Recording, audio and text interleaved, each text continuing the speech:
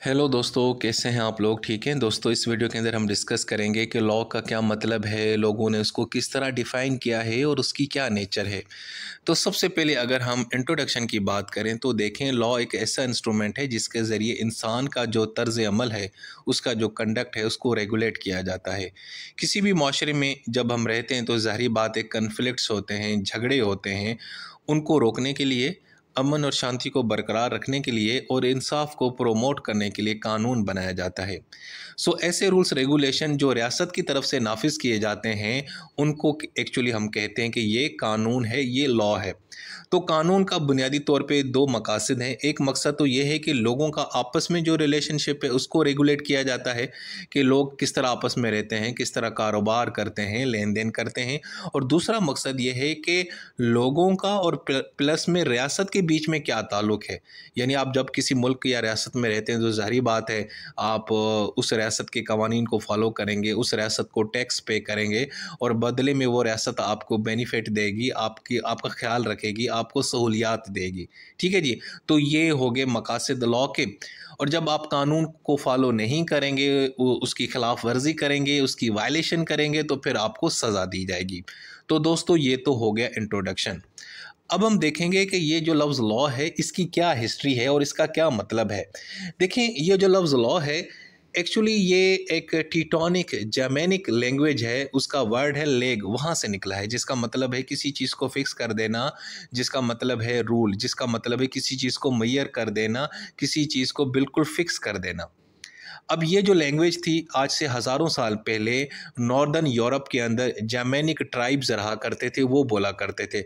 उन Germanic tribes में एक ट्राइब था टीटॉन। ये लैंग्वेज वो लोग बोला करते थे। ठीक है जी। तो उनके यहाँ एक लफ्ज़ यूज़ होता था लेग, जिसका मतलब है रूल, जिसका मतलब है किसी चीज़ को फिक्स कर देना, जो आगे चल के क्या बन गया, लॉ बन गया। एक तो ये रूट हमें नज़र आती है। इसके अलावा जनाब, ये जो स्कैंडिनेवियन कंट्रीज़ हैं, जैसे नॉर्वे, डेनमार्क, स्वीडन, यहाँ पे भी एक वाइकिंग्स रहा करते थे, जो एक्चुअली जर्मेनिक ट्राइब्स के बाद आए थे। यानी वो भी, हम उनको भी जर्मेनिक ट्राइब्स ही कहते हैं। तो ये जो वाइकिंग्स थे ना लोग, ये एक लैंग्वेज बोला करते थे जिसको नॉर्स कहा जाता था और कहीं पे नॉर्डिक भी कहा जाता है। तो उनकी लैंग्वेज में भी एक लफ्ज़ यूज़ होता था लेग, जिसका वही मतलब है कि किसी चीज़ को फिक्स करना, जिसका मतलब है रूल। तो यहाँ से भी हमें रूट नज़र आती है किसकी, लफ्ज़ लॉ की। इसके अलावा जो पुरानी इंग्लिश, जो एंग्लो सेक्सन बोला करते थे इंग्लैंड के अंदर, जब यानी कि 5वीं सदी से लेकर 11वीं सदी के बीच में जब ये रहते थे इंग्लैंड के अंदर, तो वहाँ पे भी एक लफ्ज़ यूज़ होता था लेगू, जिसका मतलब वही है कि ऐसा रूल जो हुक्मरान बनाता है, जो प्रिस्क्राइब्ड करता है, जो यानी जिस मुल्क में कोई जो अथॉरिटी होती है, वो जो कोई भी रूल प्रिस्क्राइब करती है, उसको ये लफ्ज़ कहते थे लेगू। तो वो भी आगे चल के कन्वर्ट हो गया किसके अंदर, लॉ के अंदर कन्वर्ट हो गया। तो एक तो हमें ये जर्मेनिक इसकी रूट नज़र आती हैं और ओल्ड नॉर्स या नॉर्डिक लैंग्वेज में या पुरानी इंग्लिश में लफ्ज़ लॉ की। इसके अलावा एक उसकी दूसरी जो रूट है वो हमें लैटिन वर्ड में नज़र आती है। एक लैटिन वर्ड है लेक्स, जो रोमन लॉ के अंदर हमें नज़र आता है। जो रोमन एम्पायर बना था आज से हज़ारों साल पहले, वहाँ पे एक लफ्ज़ यूज़ होता था लेक्स, जिसका मतलब था कि बाइंड करना, यानी ऐसी चीज़ जो लोगों को आपस में जोड़ के रखती है। यानी जब आप लोगों को कहते हैं कि इस चीज़ के ऊपर अमल करें, तो वो उसको फॉलो करेंगे, तो वो उसको फॉलो करेंगे, तो वो उनके ऊपर बाइंडिंग हो जाती थी। तो ये जो लफ्ज़ लॉ है, इसकी हमें एक दूसरी रूट कहाँ पे मिलती है, लैटिन लैंग्वेज लेक्स में नज़र आती है। और ये जो लेक्स लफ्ज़ है, ये भी एक्चुअली एक लफ्ज़ है लिग्रे, वहाँ से निकला है, जिसका मतलब है बाइंड करना, यानी कि लोगों को किसी चीज़ के मुतल्लिक पाबंद करना। अच्छा जी, आगे चल के जो मेडिवल डेवलपमेंट हुई, यानी मिडिल एजेस के अंदर इंग्लैंड के अंदर, अब ये जो दो लफ्ज़ हैं, एक है ओल्ड नॉर्स या जर्मेनिक या टीटॉनिक लैंग्वेज का लफ्ज़ लेग, प्लस में लैटिन लैंग्वेज का लफ्ज़ लेक्स, ये आगे चल के मर्ज होके कन्वर्ट हो गए लॉ के अंदर। उसकी वजह यह है कि दोस्तों, इंग्लैंड के ऊपर ना नॉर्स और लैटिन दोनों का इन्फ्लुएंस रहा है। यहाँ पे वाइकिंग की भी सेटलमेंट रही है, वाइकिंग ने भी हुक्मरानी की है, कब्ज़े वगैरह वगैरह किए हैं। आपने वेब सीरीज़ देखी होगी वाइकिंग्स या द लॉस्ट किंगडम के नाम से। इसके अलावा नॉर्मन कॉन्केस्ट भी आया। इसके अलावा चर्च की भी यहाँ पे हुकूमत रही, सेक्सन और वेस्ट सेक्स वगैरह ने भी हुकूमत की। तो यहाँ पे इंग्लैंड पे इन दोनों लफ्ज़ों का असर हमें नज़र आया, जो आगे चल के कन्वर्ट हो गया लॉ के अंदर। तो अगर अब हम देखें, अगर इसको हम कंक्लूड करें, तो लफ्ज़ लॉ की दो लेगेसीज़ हैं। एक है लफ्ज़ लेग, जो जर्मेनिक और नॉर्स लैंग्वेज से निकला है, और दूसरी लेगेसी है लफ्ज़ लेक्स, जो लैटिन लैंग्वेज जो रोमन लॉ के अंदर यूज़ होता था।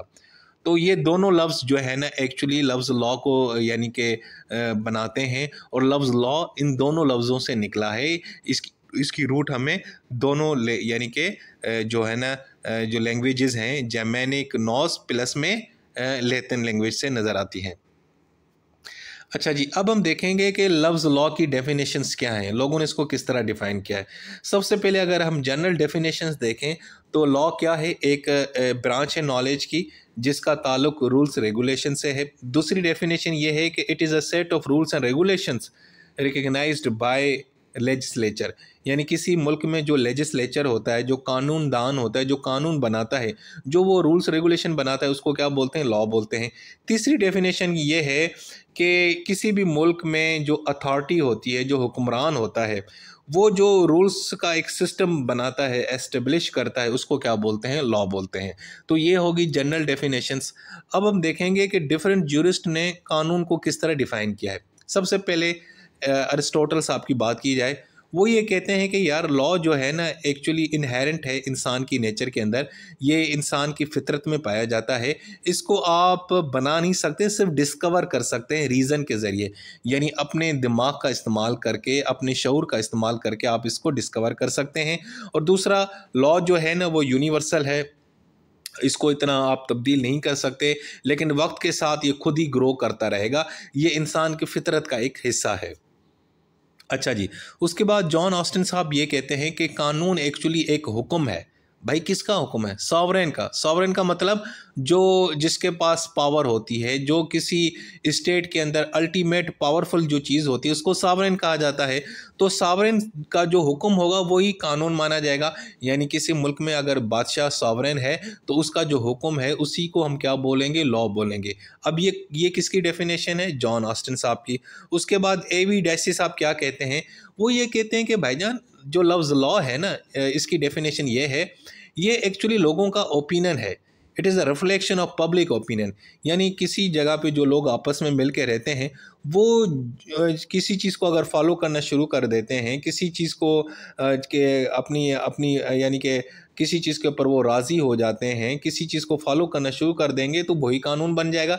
यानी लोगों के की जो सोच है, लोगों का जो ओपिनियन है, वही जनाब एक्चुअली लॉ माना जाएगा। ये इनकी डेफिनेशन है। इसके अलावा जॉन सेलमन साहब ने उन्होंने कहा है कि भाई कानून is a body of principles. ये असूलों का एक मुजमा है, एक बॉडी है। कौन बनाता है जनाब?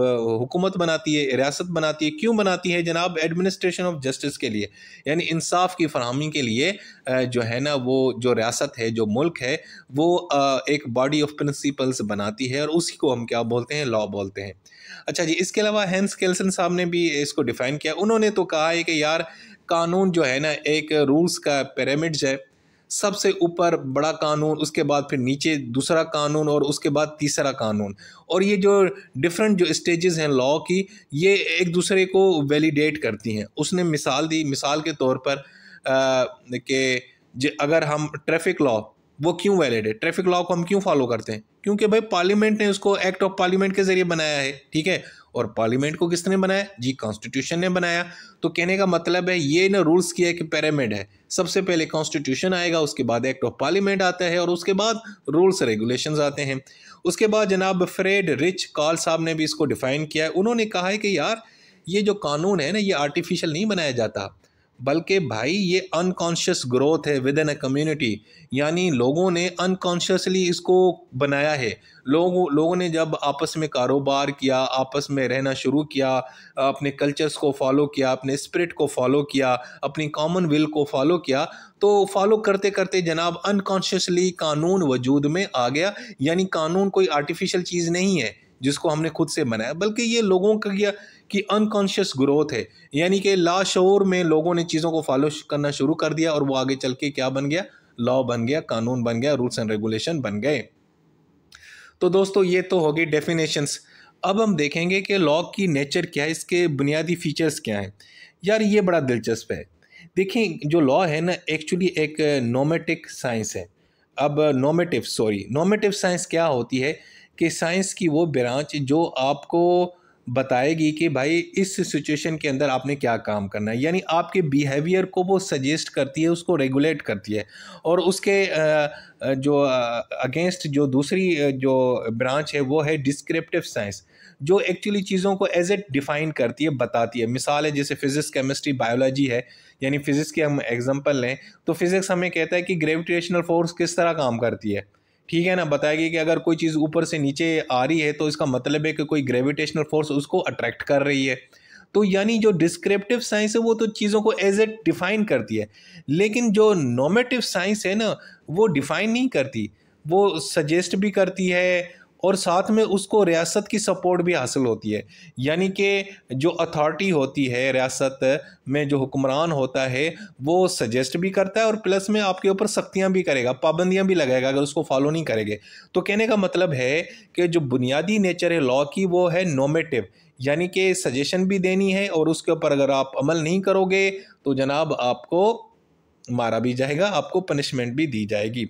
अब अगर हम उसको मज़ीद अगर आसान करें तो पहला जो फीचर है वो है जनरलिटी, यानी लॉ एक जनरल है, जनरल रूल ऑफ कंडक्ट है, यानी ये सब लोगों के लिए होता है। यानी कि किसी एक बंदे के लिए स्पेसिफिक नहीं होता, किसी ख़ास मुकदमे के लिए हम नहीं कानून बनाते, लेकिन एक जनरल होता है और डिफरेंट सिचुएशन में डिफरेंट लोगों के ऊपर अप्लाई होता है।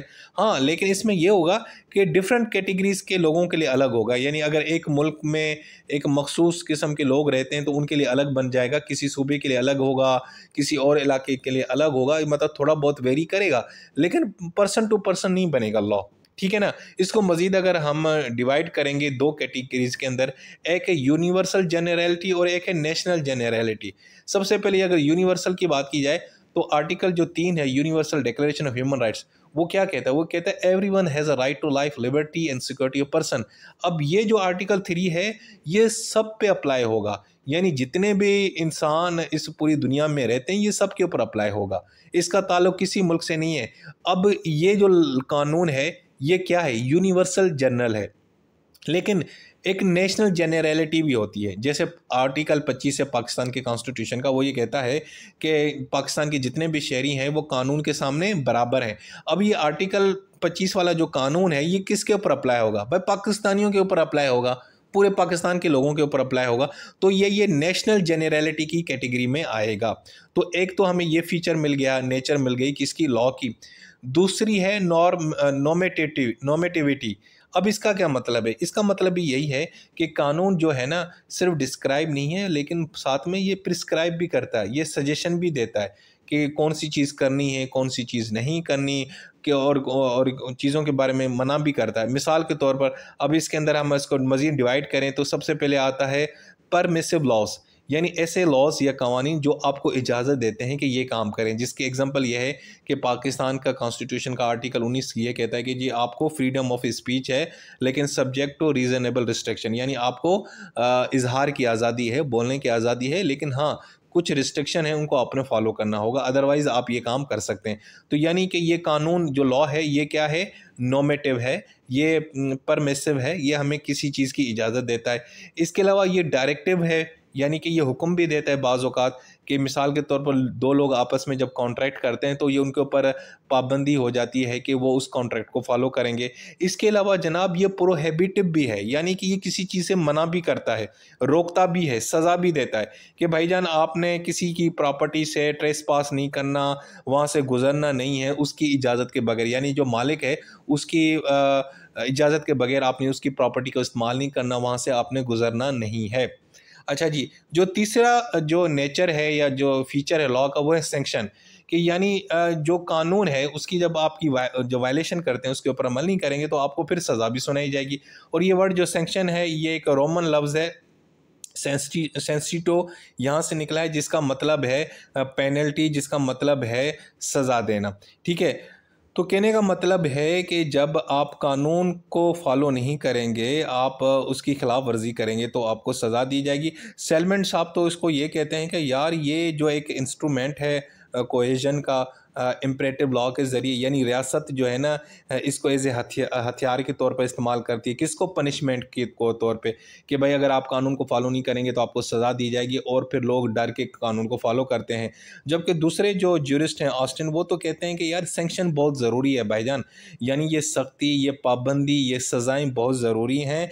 इनके बगैर कानून तो सिंपल एक एडवाइस रह जाएगा, एक नसीहत रह जाएगी, उसकी कोई वैल्यू नहीं है। लेकिन कुछ लोग कहते हैं कि नहीं यार, ऐसी बात भी नहीं है कि लॉ जो है ना अपनी मर्ज़ी से भी लोग फॉलो कर सकते हैं, ऐसी बात नहीं है। बाज़ औक़ात एक सोशल एक्सेप्टेंस होती है, एक कल्चर बन जाता है। जैसे जैसे कल्चर है, कल्चर के अंदर मुख्तलिफ नॉर्म्स होती हैं, मुख्तलिफ जो है ना वो चीज़ों को फॉलो किया जाता है, तो लोग खुशी से फॉलो करते हैं ना, वो में उनको सज़ा का तो डर नहीं होता ना।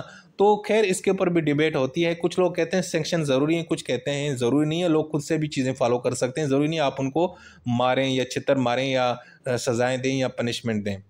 सो दोस्तों, ये थी हमारी वीडियो। इस वीडियो के अंदर मैंने आपको लॉ के मुतल्लिक बताया, इसका मतलब क्या है, इसकी हिस्ट्री क्या है, ये जो वर्ड लॉ कहाँ से निकला है, इसकी नेचर क्या है, ये सारा कुछ मैंने आपको इस वीडियो में आसान अल्फाजों में समझाने की कोशिश की है। होपफुली आपको समझ आ गया होगा। अपना ख्याल रखा करें।